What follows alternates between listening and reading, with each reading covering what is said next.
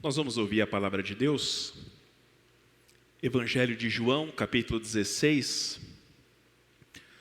Nós leremos a partir do versículo 16. Evangelho de João, capítulo 16. A gente vai fazer a leitura a partir do versículo 16. O texto está sendo projetado, mas se você quiser acompanhar na sua Bíblia, ler no seu celular, fique à vontade. Diz assim a palavra de Deus: um pouco e vocês não me verão mais, outra vez um pouco e me verão de novo. Então alguns dos seus discípulos disseram uns aos outros: que vem a ser isso que ele está nos dizendo? Um pouco e vocês não me verão mais, e outra vez um pouco e me verão de novo, e vou para o Pai? E diziam: que vem a ser este um pouco? Não compreendemos o que ele está dizendo. Jesus, percebendo que queriam lhe fazer perguntas, disse: vocês estão discutindo a respeito disso que eu acabo de falar? Um pouco e vocês não me verão mais, e outra vez um pouco e me verão de novo? Em verdade lhes digo, que vocês vão chorar e se lamentar, mas o mundo se alegrará. Vocês ficarão tristes, mas a tristeza de vocês se transformará em alegria. A mulher, quando está para dar à luz, fica triste, porque chegou a sua hora. Mas depois de nascida a criança, já não se lembra da aflição, pela alegria de ter trazido alguém ao mundo. Assim também agora vocês estão tristes, mas eu os verei outra vez, e o coração de vocês ficará cheio de alegria, e ninguém poderá tirar essa alegria de vocês. Naquele dia vocês não me perguntarão nada. Em verdade lhes digo, se pedirem ao Pai alguma coisa em meu nome, Ele lhes concederá. Até agora vocês não pediram nada em meu nome. Peçam e receberão, para que a alegria de vocês seja completa. Essas coisas eu falei a vocês por meio de figuras. Vem a hora em que não falarei mais por meio de figuras, mas falarei a vocês claramente a respeito do Pai. Naquele dia vocês pedirão em meu nome, e não lhes digo que pedirei ao Pai em favor de vocês, porque o próprio Pai os ama, visto que vocês me amam e creem que eu vim da parte de Deus. Vim do Pai e entrei no mundo, mas agora deixo o mundo e vou para o Pai. Então os seus discípulos disseram: agora o Senhor fala claramente e não emprega nenhuma figura. Agora vemos que o Senhor sabe todas as coisas e não precisa que alguém lhe pergunte. Por isso cremos que o Senhor veio de Deus. Jesus respondeu: vocês creem agora? Eis que vem a hora, e já chegou, em que vocês serão dispersos, cada um para sua casa, e vocês me deixarão sozinho. Mas não estou sozinho, porque o Pai está comigo. Falei essas coisas para que em mim vocês tenham paz. No mundo vocês passam por aflições, mas tenham coragem, eu venci o mundo. Amém? Senhor, por tua graça e bondade, fala comigo e com meus irmãos nesse momento, Pai. Que a gente possa ouvir a tua voz, Senhor, e que essa noite, pelo poder do Espírito Santo, toda tristeza da nossa vida seja transformada em alegria, para a honra e para a glória do teu nome. Em Cristo Jesus. Amém, Senhor. Amém.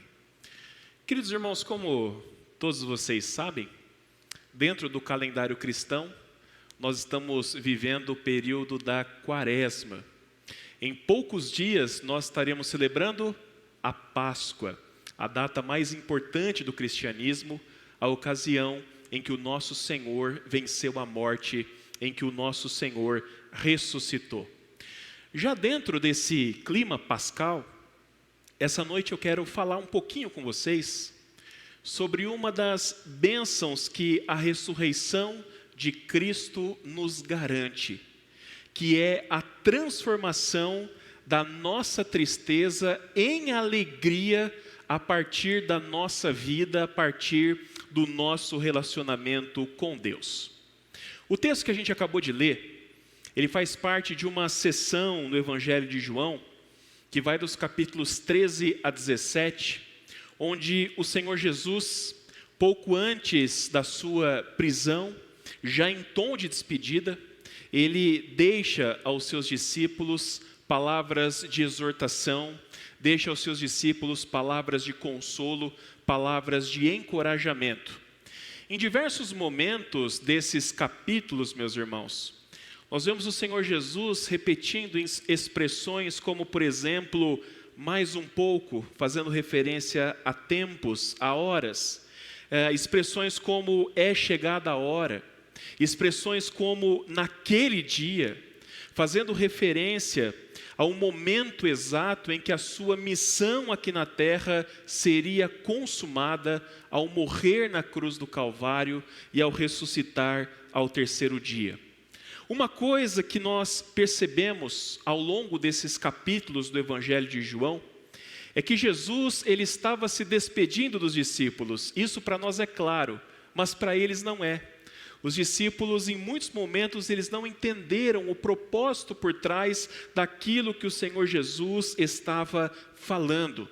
De fato, muito do que o Senhor fala, do capítulo 13 ao capítulo 17, só começa a fazer sentido para eles no momento em que eles testemunham a ressurreição, nos momentos em que eles veem que o Senhor Jesus havia triunfado sobre a morte.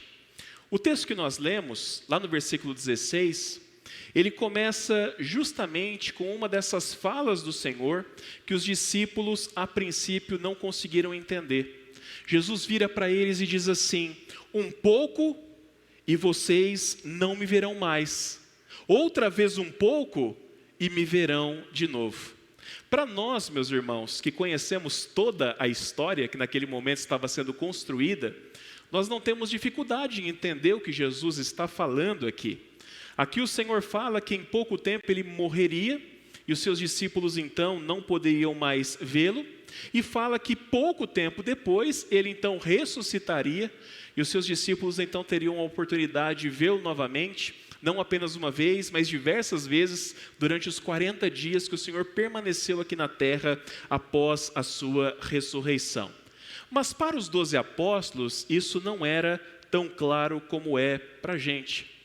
Tanto é que no verso 17 do nosso texto, eles começam ali a debater, eles começam a conversar, eles começam a se questionar sobre qual seria o significado daquelas palavras de Jesus. E eles ainda adicionam nessa discussão uma fala que o Senhor havia proferido lá no capítulo 14, quando ele disse que ele deixaria esse mundo e voltaria ou iria para a casa do Pai. E depois de toda essa discussão, meus irmãos, a conclusão que eles chegam no versículo 18 é: não compreendemos o que ele está dizendo. A partir do versículo 19, o Senhor então percebe que há essa discussão no meio deles e que eles não haviam entendido a sua fala. A partir dali então, meus irmãos, Jesus começa então a tentar elucidar, começa então a responder os questionamentos deles. Mas a resposta de Jesus, ela não é muito objetiva. Aliás, meus irmãos, pessoalmente, essa é uma frustração que eu imagino que os discípulos deveriam ter durante os anos que caminharam com Jesus. Porque muito daquilo que Jesus falava por parábolas, por figuras, os discípulos não entendiam. E às vezes eles iam perguntar para o Senhor, e o Senhor também não era muito objetivo na forma como ia explicar para eles. Mas o texto mostra que apesar de não ser objetivo, o Senhor então, ele explica de uma outra forma o que ele quer dizer com aquelas palavras, que um pouco eles não o veriam mais e mais um pouco eles o veriam novamente. Mas apesar de não falar objetivamente sobre o que isso significa, o Senhor passa a falar no texto sobre sentimentos que eles teriam, e talvez a partir desses sentimentos, aquelas palavras de Jesus em algum momento fariam um sentido para eles. Por exemplo, se você olhar aí na sua Bíblia, ele diz que no versículo 20, na sua ausência, quando eles não poderiam mais ver o Senhor, eles então chorariam e lamentariam, enquanto o mundo, por outro lado, se alegraria. É interessante porque no grego, a língua original em que foi escrita o Novo Testamento, o apóstolo João, ele escolheu duas palavras que são traduzidas no texto como chorar e lamentar, que só são usadas, meus irmãos, em contextos de funerais, só são usadas em contextos associados à morte. Portanto, o primeiro tempo, o primeiro um pouco descrito por Jesus, dizia respeito então à sua morte. Morte que traria tristeza profunda aos discípulos, enquanto traria alegria ao mundo. Essa alegria acontece no mundo espiritual, porque certamente Satanás e seus demônios acharam que haviam ali naquele momento visto o Filho de Deus ser morto e derrotado, mas havia certamente alegria também no mundo físico. É só a gente lembrar, meus irmãos, do julgamento público do Senhor, quando uma multidão enfurecida gritava, crucifica-o, e escolheu Barrabás ao invés do Senhor, para então o soltá-lo. Portanto, esse primeiro um pouco que Jesus fala, diz respeito à sua morte. Mas o segundo tempo, o segundo um pouco dito por Jesus, dizia a respeito, meus irmãos, a transformação dessa tristeza profunda que eles sentiriam em uma alegria incomparável. E no versículo 21, Jesus conta uma ilustração para os seus discípulos, para poder mostrar o poder dessa alegria. Ele vai dizer que a mulher grávida, quando chega a hora do bebê nascer, quando ela entra em trabalho de parto e começa a ter as suas contrações, ela sofre por causa disso. Ela fica aflita, ela fica preocupada. O Senhor Jesus chega a dizer no texto que ela fica triste, meus irmãos, não porque o filho vai nascer, mas devido ao intenso sofrimento físico que ela passa na hora do parto. Mas o Senhor diz que quando finalmente a criança nasce e a criança é colocada nos braços da sua mãe, imediatamente ela é tomada então por uma alegria tão grande, mas tão grande, que de modo instantâneo ela se esquece completamente de toda aquela aflição, de todo o sofrimento do seu parto que havia acontecido em alguns instantes. A grande alegria pelo nascimento do seu filho, ela é muito maior do que o sofrimento que ela havia passado. O que Jesus quer dizer aos discípulos é o seguinte, meus irmãos: agora, na nossa separação, na minha morte, na minha partida, vocês vão sofrer. Vai ser difícil para vocês. Vocês vão ficar profundamente tristes. Mas, quando eu os ver outra vez, quando vocês olharem para mim novamente, os seus corações ficarão cheios de uma alegria que nada e ninguém desse mundo consegue tirar. E na sequência, o Senhor complementa dizendo que no dia que os olhos deles o vissem novamente, ressurreto, glorioso, vencedor, triunfante, uma nova realidade, um novo nível no seu relacionamento com Deus começaria a partir daquele instante. A primeira realidade, segundo Jesus, é que já não haveria mais qualquer tipo de dúvida nos seus corações. Eles não perguntariam nada quando eles vissem o Senhor ressurreto, porque na presença de Jesus tudo faria sentido. Tudo faria sentido. E é interessante que quando a gente olha mais para frente, as narrativas sobre a ressurreição de Cristo, nós não vemos ninguém perguntando ao Senhor, questionando o Senhor, dizendo se era aquilo que Ele queria dizer quando Ele volta à vida. Eles simplesmente se prostram diante do Senhor e o adoram. A primeira realidade, portanto, não haveria mais dúvidas nos seus corações. Meu irmão, minha irmã, sabe quando a gente fala brincando, quando eu chegar no céu, eu tenho um monte de coisa para perguntar para Deus? Você já falou isso alguma vez? Quando eu encontrar Jesus, tem um monte de coisa que eu quero falar e perguntar para Ele. Você acha que quando você chegar no céu e estiver na presença do Rei dos Reis, você vai se lembrar de perguntar alguma coisa para Ele? Alguém aqui acha que isso vai ser possível? Vai nada, meus irmãos, vai nada. Na presença dEle, todas as nossas dúvidas, todas as nossas inquietações, todos os nossos questionamentos, eles cessam. A presença do Cristo vivo nos faz entender aquilo que é importante, aquilo que é suficiente para nós e nada mais importa. Portanto, se você tem esse sentimento de que no céu você vai perguntar alguma coisa para Jesus, esquece, porque quando chegar lá, isso não vai ser importante, isso não vai ser relevante. A segunda realidade, meus irmãos, é a transformação no nosso nível de relacionamento com o Pai. Jesus nos diz no texto que naquele dia, no dia da ressurreição, eles poderiam fazer algo que até aquele momento eles e nem ninguém haviam feito. Eles poderiam pedir ao Pai em oração, em nome de Jesus, sabendo que eles receberiam aquilo que eles pediriam a Deus. E diante do agir de Deus, abençoando o seu povo, Jesus diz que a alegria deles seria uma alegria completa. Veja que coisa maravilhosa, meus irmãos. Jesus fala que dessa alegria queria substituir a tristeza e a aflição deles. E na sequência ele diz, no relacionamento de vocês com Deus, na vida de oração, colocando aquilo que vocês precisam diante do Pai, essa alegria diariamente, ela vai sendo completada na vida de vocês. É uma alegria maravilhosa e uma alegria que só cresce no nosso relacionamento com o Senhor. Perceba, Jesus começa o versículo 25 dizendo que naquele dia, quando estivesse novamente com eles ressurreto, já não falaria mais de forma figurada com eles. Pelo contrário, falaria de forma clara a respeito de Deus o Pai.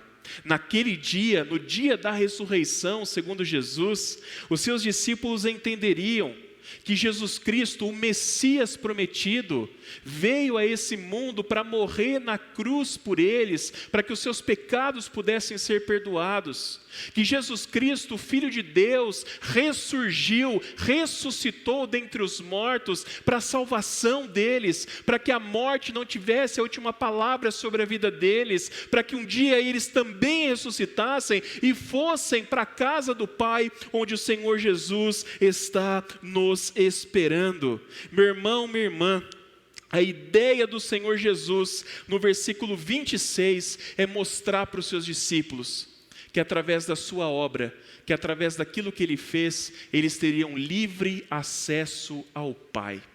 Eles se relacionariam com Deus de uma forma como nunca antes na história alguém pôde se relacionar. Eles deveriam pedir em nome de Jesus, com a certeza de que os seus pedidos chegariam diretamente ao Pai. Jesus usa até aqui uma imagem muito interessante. Ele diz assim: vocês não vão entregar os pedidos para mim e eu vou entregar para o meu Pai. Pelo contrário, vocês vão pedir diretamente ao Pai em meu nome, e o Pai que está no céu vai ouvir os rogos de vocês e vai atender cada um dos seus pedidos, porque eles certamente chegarão na presença de Deus. E isso era algo extraordinário para um judeu ouvir. Você conhece bem a história religiosa do povo de Israel. O judeu não entrava no santo, o judeu não entrava no Santo dos Santos, onde ficava representada a presença do Senhor, onde ficava a Arca da Aliança. Havia um sacerdote, alguém que intermediava isso, era um relacionamento indireto. Mas Jesus está dizendo, meus irmãos, que a partir daquele momento, a partir do dia em que Ele ressuscitasse, o seu povo se relacionaria com Deus face a face, entraria na presença do Senhor pelo nome de Jesus. E no versículo 27, Jesus mostra para os seus discípulos por que isso era possível, ou como isso era possível.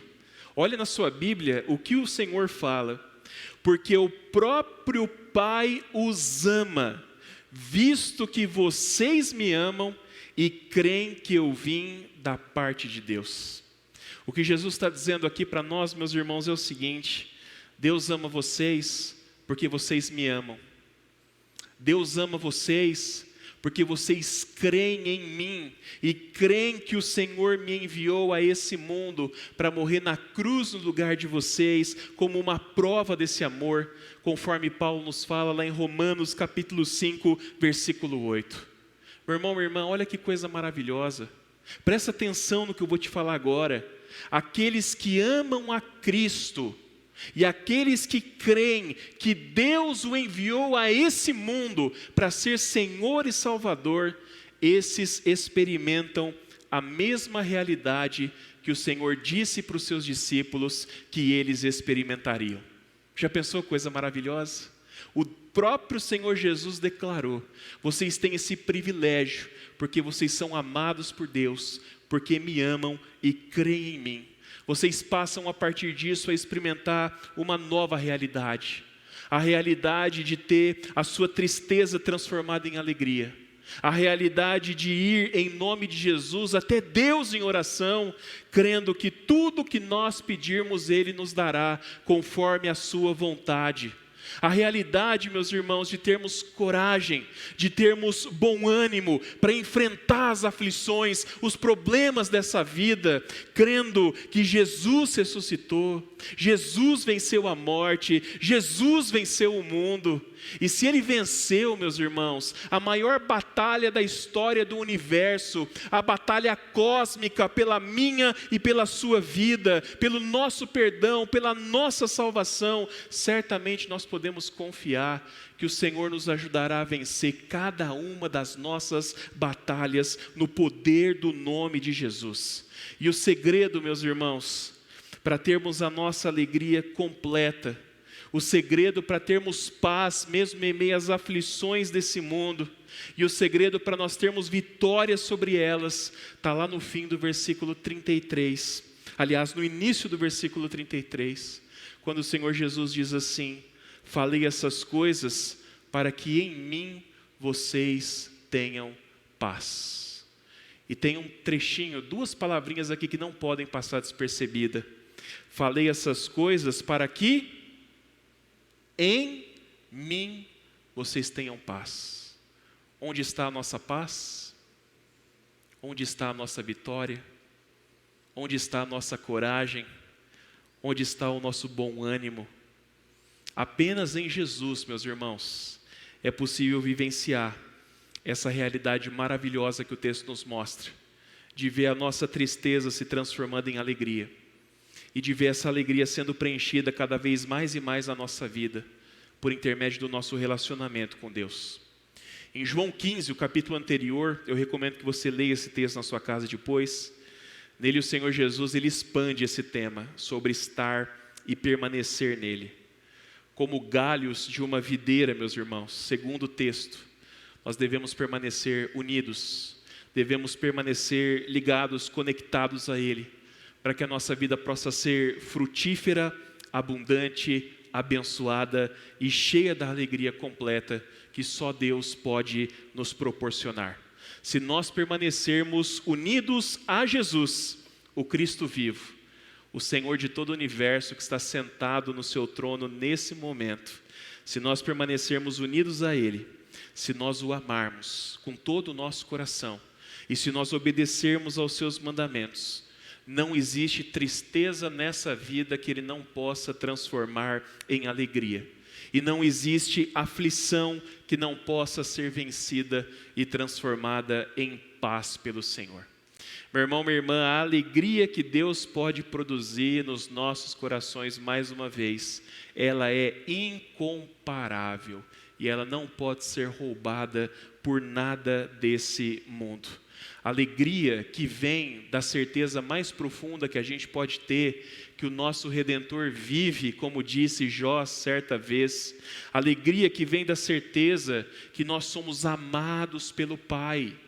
Você não é qualquer um, você não é alguém que foi abandonado à própria sorte, você não é alguém rejeitado, pelo contrário, se você ama Jesus e crê em Jesus, você é filho de Deus, você é amado pelo nosso Pai, e isso é poderoso para encher a sua vida de alegria, meu irmão, e alegria que advém também, meus irmãos, da certeza que nós podemos pedir diretamente ao Senhor, tudo o que nós precisamos, mesmo vivendo nesse mundo de aflições, em Cristo, nós somos mais que vencedores por meio daquele que nos amou.